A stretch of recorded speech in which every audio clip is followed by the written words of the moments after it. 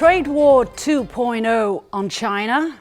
As Americans decide who will be their next president, China, like many others around the world, is watching the results closely, trying to gauge the impacts of a Trump or Harris presidency when the dust settles. Trade is one of the biggest issues.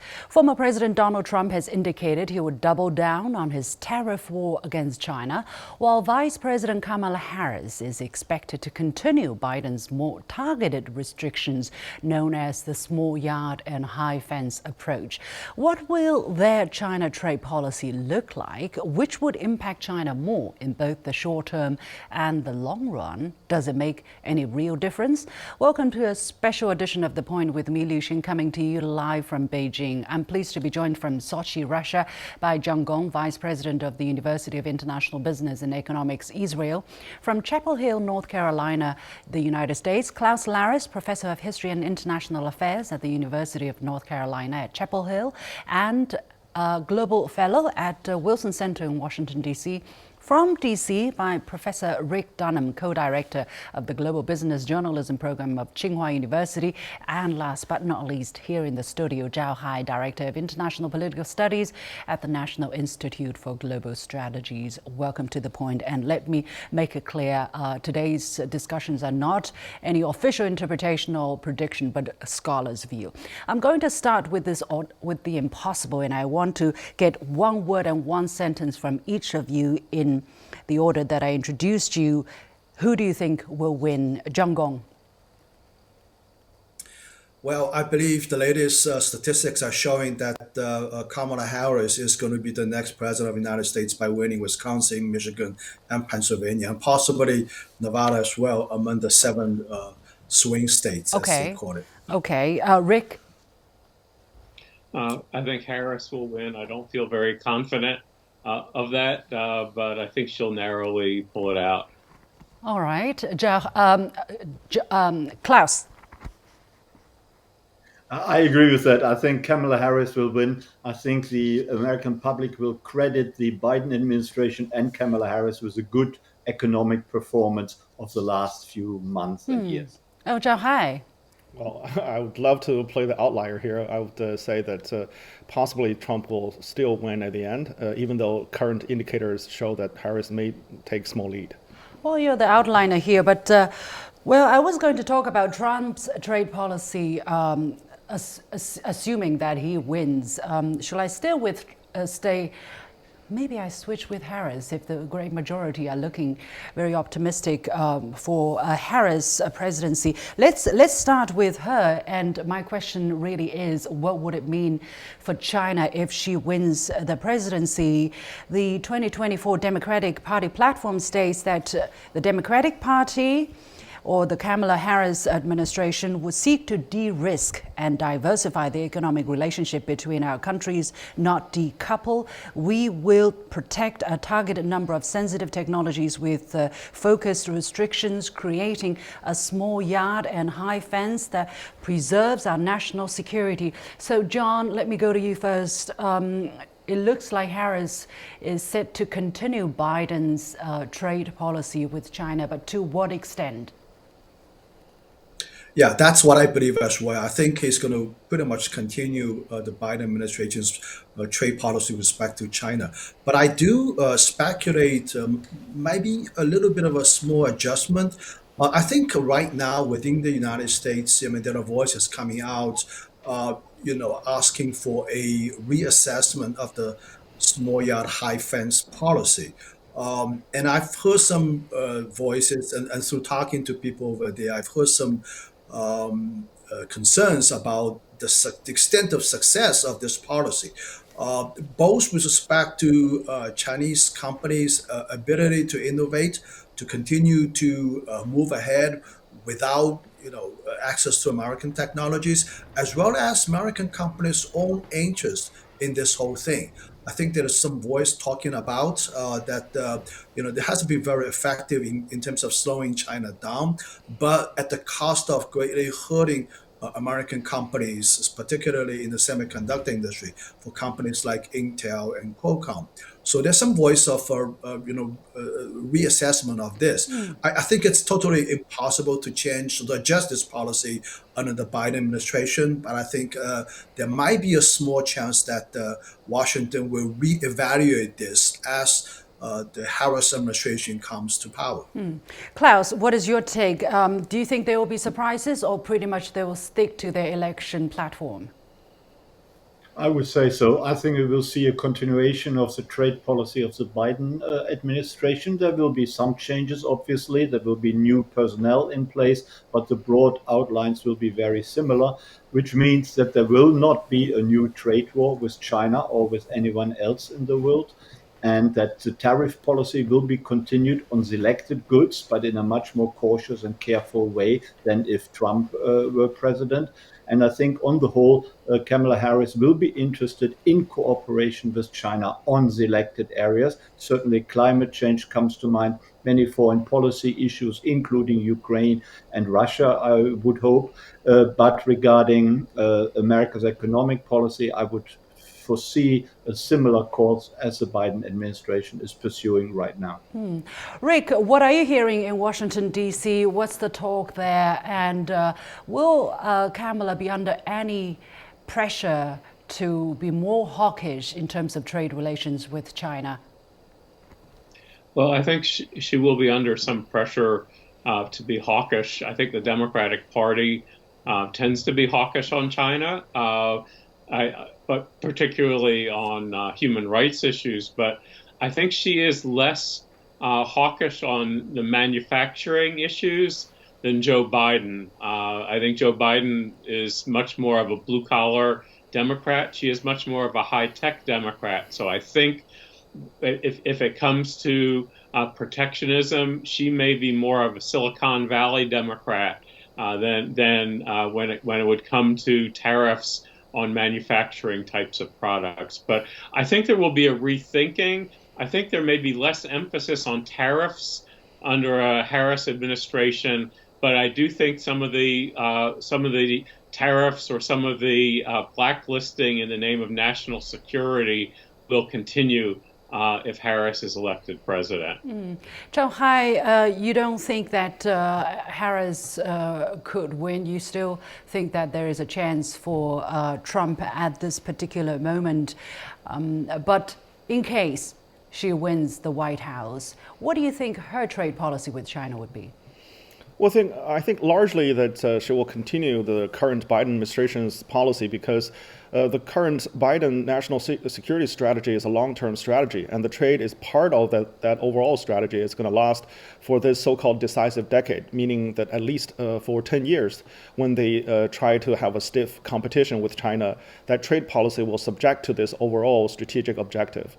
So I think at this point, she would have very little to change or add on to that current policy, which is to keep the Trump tariff on China at the same time, building more barriers against export of technology to China, at the same time also investing domestically, actually very big investment domestically to increase the U.S. production of high tech. In that particular point, I think she would love to add more to that investment. For instance, she could probably push for a CHIP Act 2.0, meaning having more investment domestically. Well, according to a latest New York Times guest essay that was published in early October by Pulitzer-winning reporter Bob Davis, Biden's approach, quote unquote, hurts U.S. consumers who get lousier products and makes U.S. exports less competitive. What is your assessment of the effectiveness of the so-called small yard, high fence approach, and why do you think that if Kamala Harris enters the White House, she would believe this policy could work going forward? John? Well, I think the overall framework of the small yard, high fence approach, which is pretty much invented by Jake Sullivan, is designed to basically slow China down.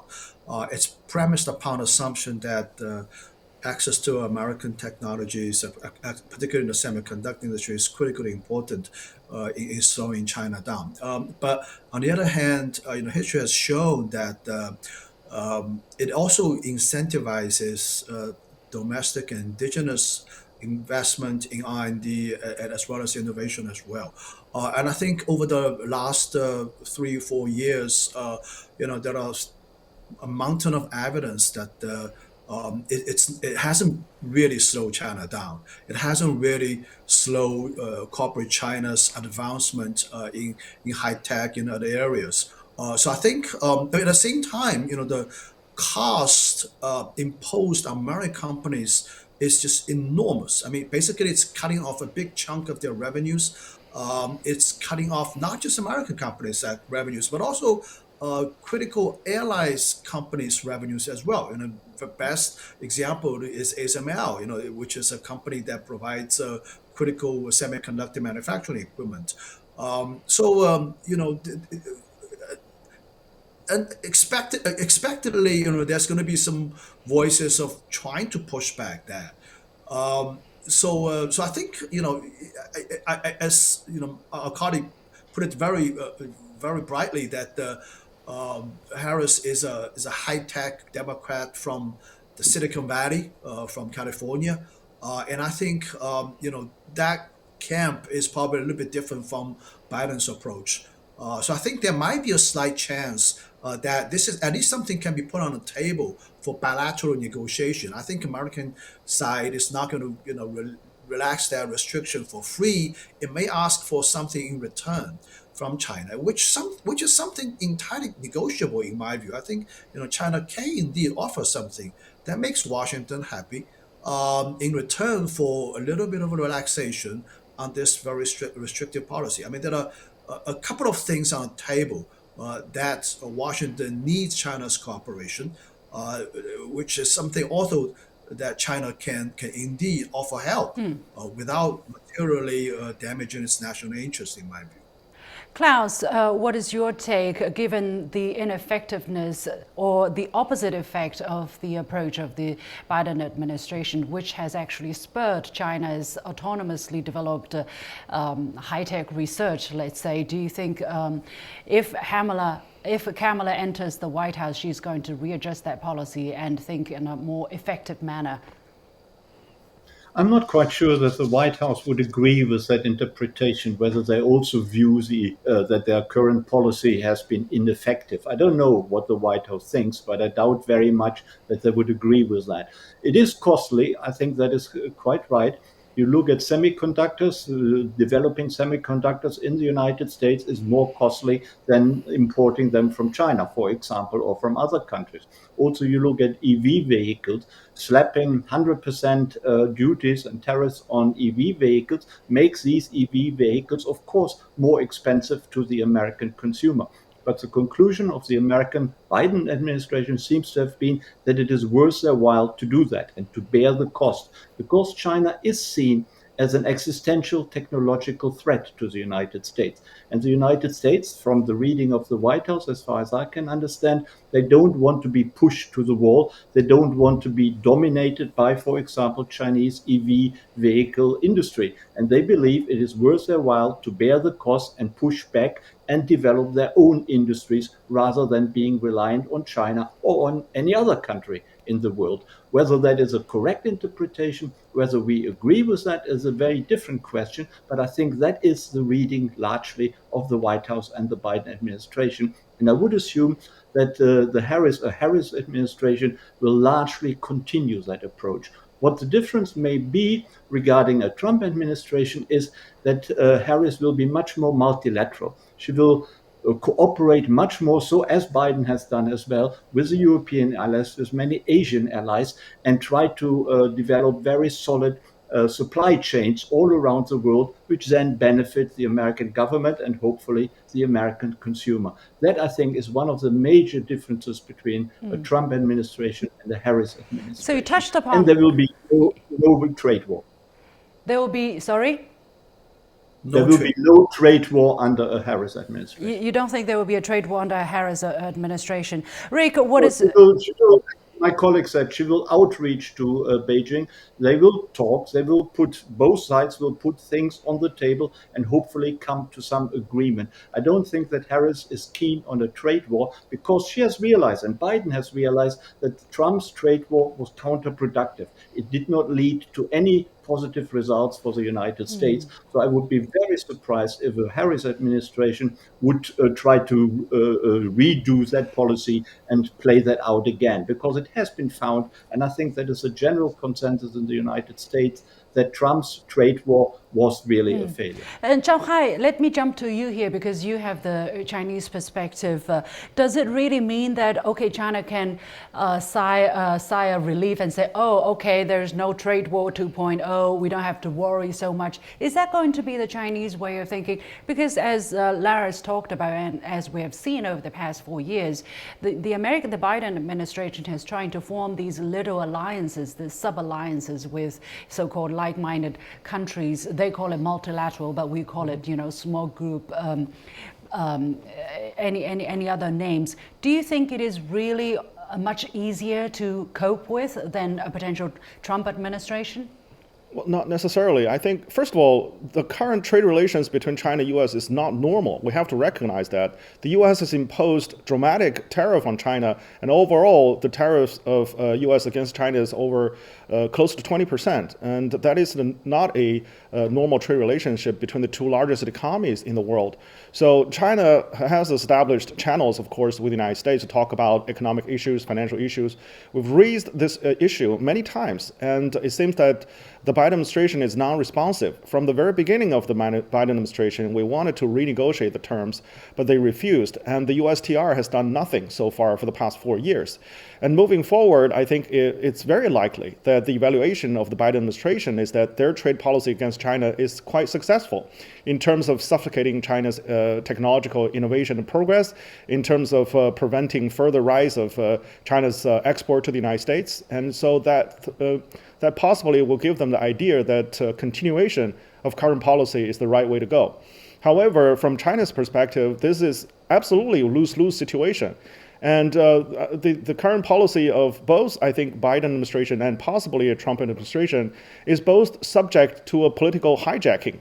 That means they're caving into a certain constituency in the United States to try to block a very successful bilateral trade relationship for political reasons or for so-called national security reasons. So I think from this perspective, it's very hard to explain from an economic perspective that continuation of current policy is not good.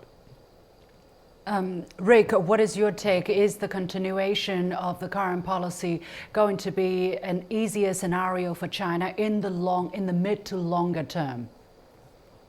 Well, the current policy is definitely better for China than having a Trump presidency that would have huge tariffs and definitely a new trade war. But I don't think that a Harris presidency is necessarily improved relations with China. I also think we have to remember that you have a Congress likely to be in there. A Republican Senate is almost certain, and they're going to be pushing anti-China legislation and anti-China economic legislation on the president. So it's possible that there will be hostile legislation signed into law that will be very difficult for the new president, and that will bite economically and hurt the U.S.-China relationship.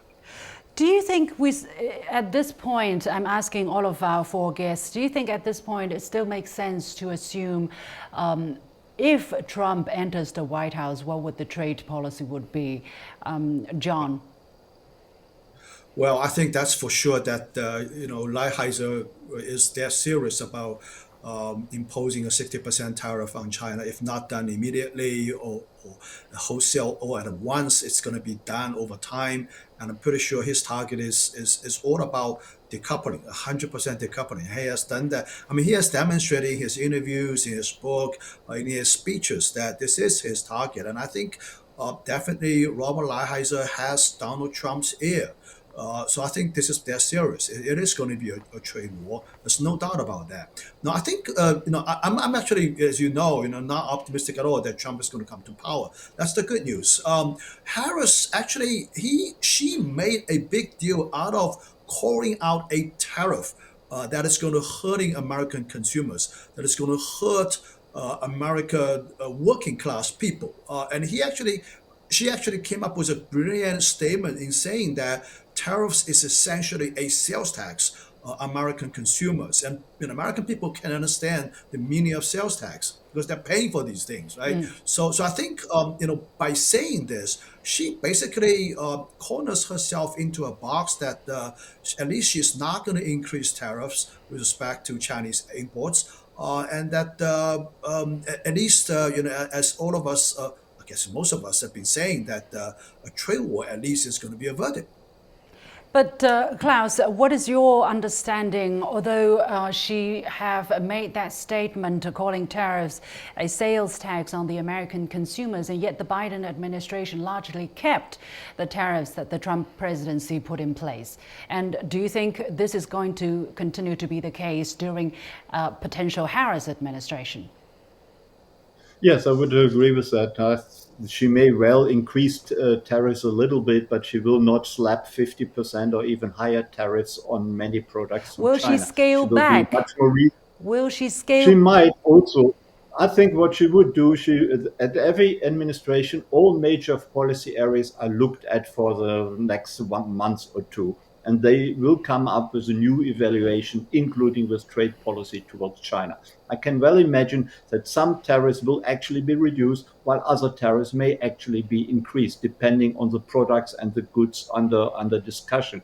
She will be much more constructive in that approach. It will not be an emotional reaction to China being bad per se. She will look at individual products and then come to some conclusion. And she will be a more rational leader. She will be a leader open to discussion. So I think if Chinese trade experts will come to Washington and vice versa, they would be received, and there would be open doors for constructive discussions. Whether they result in any successes, of course, that remains to be seen. But I think all of us, I think in the entire world, including in Europe and certainly in China, we should welcome a Harris administration much more so than a Trump administration. With Trump, you will have a war, a tariff war, and you will have a very emotional reaction, in particular to China. Again, Zhao Hai, I would like to believe that this is something that's welcome news for China, but I want to, be more nuanced and be more sophisticated in my thinking here. And what are the Chinese business communities thinking about it? For instance, if you look at Chinese EVs, under the Biden administration and looking at the direction going forward, they're not going to be happy with the way things have been going. Well, it really depends on who's going to be in the White House, and if it would be President Harris, then that will be sector specific. As I said, because they want small fence, small yard high fence, and therefore they will focus on high tech. And EV right now is considered a high tech that will have a heavy impact on U.S. domestic industrial capacity, and therefore I think they will continue to raise and possibly keep the high tariff. For the Trump administration, the same thing applies, but much wider. They will apply a tariff through the whole spectrum. And remember one thing, that Trump promised to add not just tariff on China, but on the whole world, 10 to 20%. And that is a significant impact on global trade and global supply chain, and that will have a huge influence on whether or not other countries will reconsider its trade relations with the United States and China. If you look at the ideological tendency of the Biden administration's policy, for instance, the latest restriction, they were talking about restricting key elements, software and hardware from connected vehicles. That doesn't look good. Basically, you're saying they're trying to make trade into two different blocks based on ideology. To my understanding, Zhao Hai, how do you square that? Would China say that is better? Because Trump is slapping it on everybody. At least there's no discrimination in terms of ideology. Well, that's why there's some sort of consensus in Washington, D.C. that the end game is, on both sides, is to basically keep China down and trying to slow China's economy and eliminate a so-called long-term or either a strategic competitor or a national security threat to the United States. So the goal is absolutely no difference.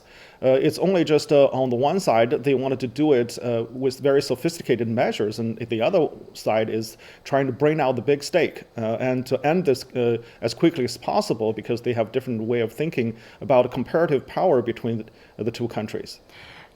Rick, what is your take? Is it going to be a real substantive difference looking at the longer term implications between the two candidates? I agree with the big point that you're making. I don't think that this is all happiness for China if Harris wins. I think that a lot of the analysis is based on the world ending if Donald Trump wins and a big trade war breaking out. And with Harris, it won't be, quote, as bad.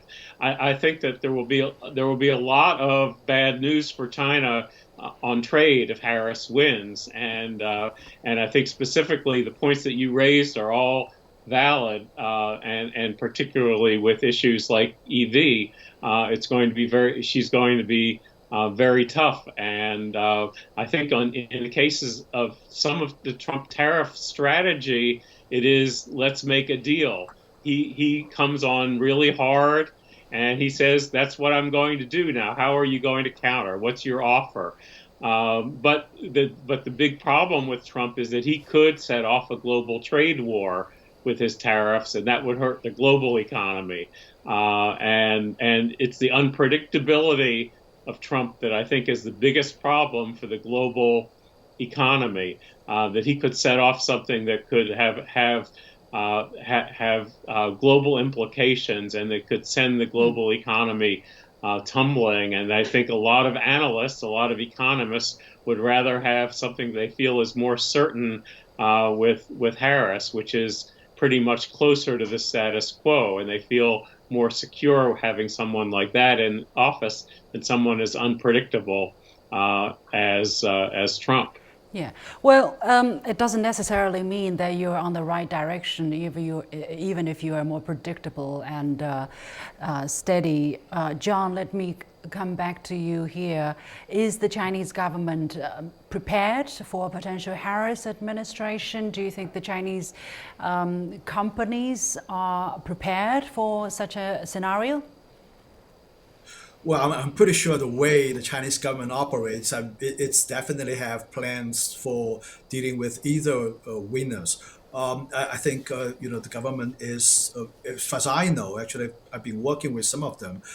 The different ministries are preparing for their plans, as well as providing advice to the top leadership. Now, with respect to the question of the impact of the trade policy possibly coming from Kamala Harris, and I'm not. I think it depends on the benchmark comparison is. I think the overall trend is clearly towards reduced trade between China and the United States. The issue is how do we manage that process? It is going to be a smooth process, or is this going to be a rough process? Right. And I think in that regard, Harris is much better option. This is not a gospel to all of us, but at least it's not the end of the world. I think that's what I'm trying to say. All right, we get some scholars' opinions on the potential outcome of trade policy with the next U.S. administration vis-a-vis China. Many thanks to my guests, John Gong, Klaus Laris, Rick Dunham, and Zhao Hai. Thank you very much for sharing with us your insights.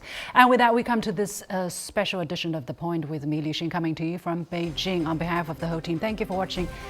You've got The Point.